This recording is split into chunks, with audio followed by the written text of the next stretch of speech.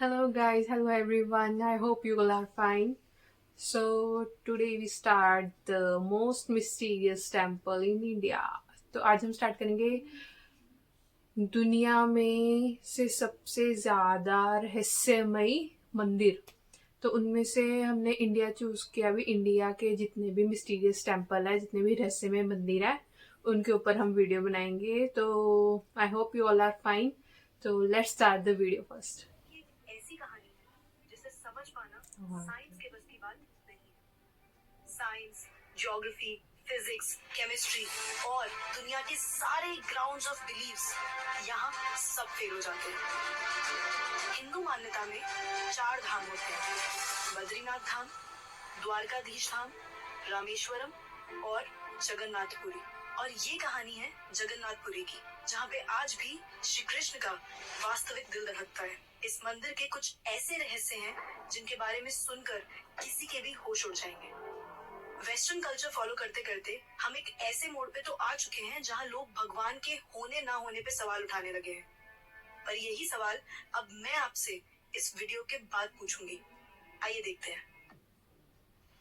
हर मंदिर में जहाँ मूर्तियाँ मेटल या स्टोन से बनती हैं, वहीं जगन्नाथ मंदिर में भगवान की मूर्तियाँ लकड़ी से बनी हुई हैं। ऐसा क्यों? आइए बताती हूँ। 3102 बीसी में जारा नाम के एक शिकारी ने शिकार करते हुए गलती से तीर श्री कृष्ण के पैर पे चला दिया, जिससे श्री कृष्ण की मृत्यु हो गई। जारा ने श्री कृष्ण का देह संस्कार किया, पूरे रीति रिवाजों के साथ। पर जब उनकी चिता शांत हुई तो जारा ने देखा कि एक चमकने वाली मेटल की चीज अभी तक जली नहीं थी। जारा को ये समझ नहीं आया था कि ये है क्या, तो उसने उसे उठाया और उसे बेचने निकल गया। पर उसको खरीदना तो दूर, किसी ने उसे हाथ भी नहीं लगाया। फिर आखिरकार जारा ने हार थक कर उस मेटल की चीज को एक लकड़ी पर रखा और उसे पानी में बहा दिया।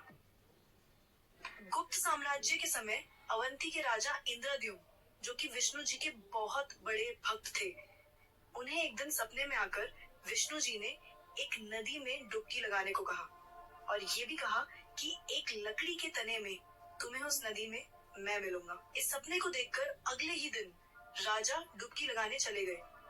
डुबकी लगाते वक्त राजा को नदी में थोड़ी ही दूर एक लकड़ी का तना भी दिखा। बिना देर किए राजा तने तक पहुंचे और उस तने को महल में ले आए। फिर राजा ने कुछ बहुत नामी काश्तकारों को बुलाया, पर उनमें से कोई भी उस लकड़ी से एक मूर्ति नहीं बना पाया। कई दिन बीत जाने के बाद एक काश्तकार महल में आया और उसने राजा से कहा कि ये मूर्ति मैं बनाऊंगा, पर मेरी एक शर्त है। राजा ने काश्तकार से उसकी शर्त पूछी, क्योंकि राजा किसी भी शर्त को मानने के लिए तैयार थे। तो काश्तकार ने कहा कि ये मूर्ति बनाने के लिए मुझे पूरे 21 दिन का समय चाहिए और मैं चाहता हूँ कि 21 दिन से पहले ना तो कोई मुझसे बात करे, ना मिले और ना ही मेरे किसी भी काम में विलम्ब डाले। राजा ने खुशी खुशी ये शर्त मंजूर कर ली। मूर्ति बनाने का काम शुरू हुआ। रोज मूर्ति बनने की आवाजें भी आती थी, पर धीरे धीरे वो आवाजें बंद हो गई। अवंती की रानी को लगा कि शायद भूख प्यास से काश्तकार मर चुका है, इसीलिए उन्होंने जहाँ मूर्ति का काम चल रहा था उस कमरे के दरवाजे को खुलवाने की जिद की और राजा को उनकी बात माननी पड़ी। जैसे ही दरवाजा खुला तो उन्होंने ये देखा कि वहाँ कोई काश्तकार था ही नहीं। सिर्फ और सिर्फ 3 मूर्तियाँ थी: भगवान जगन्नाथ, उनके भाई बालभद्र और उनकी बहन सुभद्रा। और उसी जगन्नाथ जी की मूर्ति में वो मेटल वाली चीज भी रखी गई थी, जो कि कुछ और नहीं, श्री कृष्ण का धड़कता हुआ दिल था। ये कोई नॉर्मल ह्यूमन हार्ट नहीं है, ये एंशिएंट एडवांस टेक्नोलॉजी का क्लियर सबूत है। ये हार्ट एनर्जी ट्रांसमिट करता है और हम सब ने ये तो पढ़ा ही है that stones and metals are good conductors of electricity and wood is a bad conductor of electricity. इसीलिए idols in the Jagannath temple are made up of wood. सिर्फ यही नहीं, हर 12 साल में एक बार भगवान की नई मूर्ति स्थापित की जाती है और भगवान के दिल को उस मूर्ति में शिफ्ट किया जाता है। ये किया इसलिए जाता है क्योंकि जो energy transmitting device, if we talk scientifically, उस मूर्ति में होता है, वो इतनी एनर्जी ट्रांसमिट करता है that the wood gets depleted with time और इसीलिए उसे बदलने की जरूरत होती है। पर इसे बदलने का प्रोसेस भी इसी की तरह बहुत इंटरेस्टिंग है। हर 12 साल में एक दिन ऐसा होता है जिस दिन मंदिर में किसी को एंट्री नहीं मिलती। पूरी शहर की बिजली काट दी जाती है।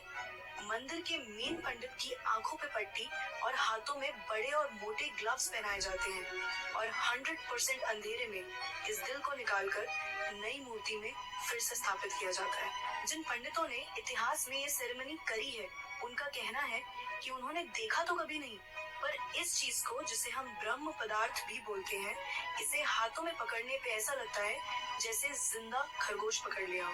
माना ये भी जाता है कि अगर किसी ने ब्रह्म पदार्थ को देख लिया तो उसकी मौत उसी समय निश्चित है। इसीलिए बिना आंखों पे पट्टी लगाए किसी को भी ये सेरेमनी करने की परमिशन नहीं है। इस मंदिर के ऊपर एक झंडा है जो साइंटिफिक लॉ के बिल्कुल विपरीत चलता है। जैसे कि हमें पता है कि जिस डायरेक्शन में हवा चलती है, पतंग भी उसी डायरेक्शन में उड़ती है और झंडा भी उसी डायरेक्शन में उड़ना चाहिए। पर जगन्नाथ मंदिर के इस झंडे की बात बिल्कुल अलग है। ये हमेशा हवा के ऑपोजिट डायरेक्शन में उड़ता है। क्यों और कैसे, आज तक कोई समझ नहीं पाया। इस झंडे के साथ एक और खास बात है कि इसे रोज बदलना पड़ता है। इसीलिए मंदिर के पांडु 214 फीट ऊपर लगे इस झंडे को रोज चढ़कर बदलते हैं, क्योंकि कहा जाता है कि अगर किसी दिन ये झंडा नहीं बदला गया तो मंदिर 18 सालों के लिए बंद हो जाएगा। मंदिर में आए भक्तों के बीच रोज प्रसाद बांटा जाता है। उनके लिए वो प्रसाद बनाया जाता है और जगन्नाथ मंदिर में होने वाली हर चीज में कहीं ना कहीं भगवान की कोई ना कोई लीला छुपी है। मंदिर में रोज 500 लोगों के लिए प्रसाद बनता है और कभी कभी भक्तों की संख्या हजारों में भी चली जाती है। पर जगन्नाथ मंदिर में भक्तों के लिए प्रसाद कभी कम नहीं पड़ा। दिन भर मंदिर में बांटा जाता है, पर कहते हैं कि आज तक इस मंदिर में एक भी दाना प्रसाद ना कम पड़ा है और ना ही व्यर्थ गया है। पर ऐसा एस्टिमेशन इंसानों के लिए करना तो बहुत ही मुश्किल है। और ये बात यही खत्म नहीं होती। प्रसाद बंटने की मिस्ट्री तो है ही, उससे बड़ी मिस्ट्री है प्रसाद बनाने की। लकड़ी की आग पे 7 मिट्टी के बर्तनों को एक के ऊपर एक रखकर प्रसाद बनाया जाता है। साइंस और लॉजिक्स कहते हैं कि सबसे पहले सबसे नीचे वाले बर्तन का प्रसाद पकना चाहिए, पर पुरी के जगन्नाथ मंदिर में साइंस और लॉजिक्स नहीं चलते। इन 7 बर्तनों में सबसे पहले सबसे ऊपर रखे जाने वाले बर्तन का प्रसाद पकता है, फिर उससे नीचे वाले बर्तन का, और ऐसे ही सबसे नीचे रखे बर्तन का प्रसाद सबसे आखिरी में पक के तैयार होता है। हाँ, मुझे पता है आपको भी अभी कुछ नहीं समझ आ रहा होगा। इसे आज तक कोई नहीं समझ पाया। इस मंदिर की खूबसूरती शब्दों में नहीं बताई जा सकती। इतना बड़ा मंदिर इतने सालों पहले बिना किसी टेक्नोलॉजी के कैसे बनाया होगा। पर क्या आपको पता है 214 फीट के इस मंदिर की डोम की परछाई आज तक कभी बनी ही नहीं। Are you shocked? You must be. But it is true. Jagannath Puri temple के डोम्स की शैडो बनती ही नहीं है कभी भी, at any time of the day। और हमारी फेवरेट साइंस इस बात का भी लॉजिक नहीं ढूंढ पाई। The mystery is not over here। जैसा कि हमें पता है कि कुछ buildings, architectures and areas no fly zones होते हैं, मतलब वहाँ ड्रोन्स, एयरप्लेन्स या कोई भी मैन मेड फ्लाइंग ऑब्जेक्ट पहुंचाने की या उड़ाने की परमिशन नहीं है। पर पक्षियों को तो हम नहीं रोक सकते, उन्हें समझाना तो बहुत मुश्किल है ना। पर अगर हम जगन्नाथ टेम्पल की बात करें तो वहाँ पे ऐसा कुछ है जो शायद पक्षियों को पता है और हमें नहीं, क्योंकि इस मंदिर के ऊपर कोई भी ड्रोन, कोई भी एयरप्लेन या कोई भी पक्षी कभी उड़ता ही नहीं। आपने देखा होगा ना मंदिर के डोम्स पे या बड़ी बड़ी बिल्डिंग्स पे बर्ड्स को बैठे हुए। कभी जगन्नाथपुरी जाएंगे तो देखिएगा that birds don't rest on the roof of Jagannath temple। आप कभी भी किसी भी पक्षी को जगन्नाथ टेम्पल की छत पे या उसके डोम्स पे बैठा हुआ नहीं देखेंगे। पर कंफ्यूज करने वाली बात ये है कि कैसे एक बेजुबान पक्षी ये जानता है कि इस मंदिर के ऊपर से उड़कर नहीं जाना। All of these things sound so exciting, right? अगर आपको ये कहानी जानने में और सुनने में मजा आ रहा है और आप ऐसी ही नई नई चीजें और कहानियां जानना चाहते हो तो नेकेड ट्रुथ को सब्सक्राइब करना मत भूलना। हम आपके लिए बार बार कुछ नया लाते रहेंगे।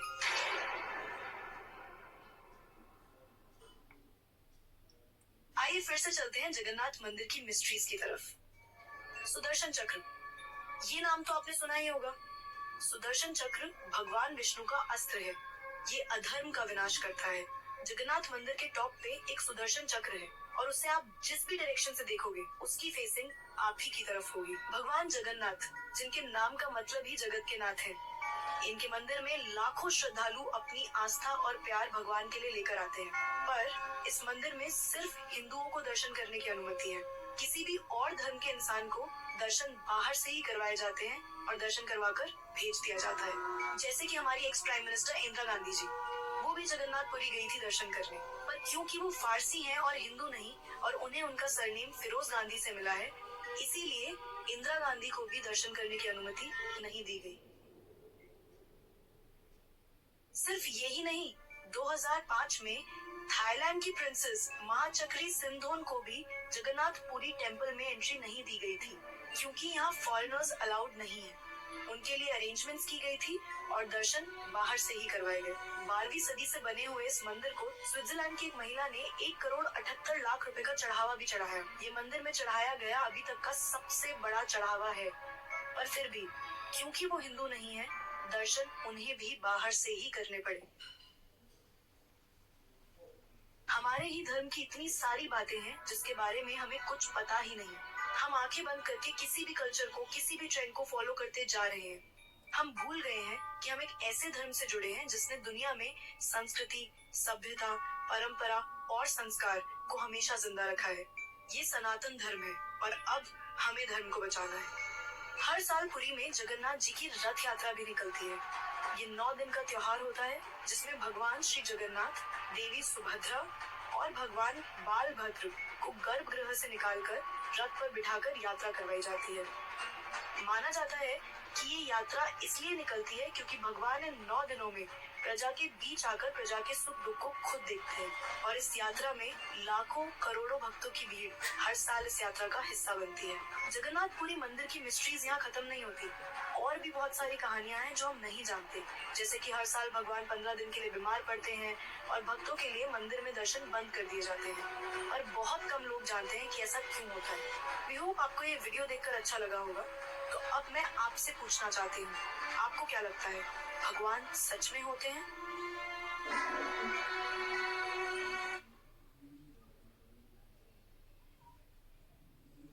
तो ये थी आज की जगन्नाथ टेम्पल की मिस्ट्री। तो उसमें लास्ट में ये पूछा था, डज गॉड रियली एग्जिस्ट?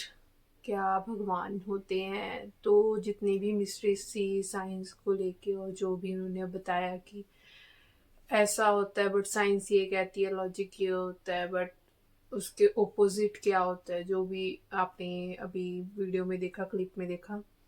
तो कैसी लगी आपको आज की वीडियो? लाइक शेयर सब्सक्राइब करके ज़रूर बताना और आगे भी हम आपको ऐसी ही क्लिप्स दिखाते रहेंगे। भगवान होते हैं, वैसे देखा जाए तो भगवान के बिना तो एक पत्ता भी नहीं रह सकता। हम जो सांस ले रहे हैं वो भी भगवान की दी हुई है। मेरा मानना है कि भगवान है। तो आप क्या बिलीव करते हो, सब्सक्राइब करके ज़रूर बताना और ऐसी क्लिप्स देखते रहेंगे हम आगे भी। So thanks for watching, see you soon in the next vlog. जय जगन्नाथ।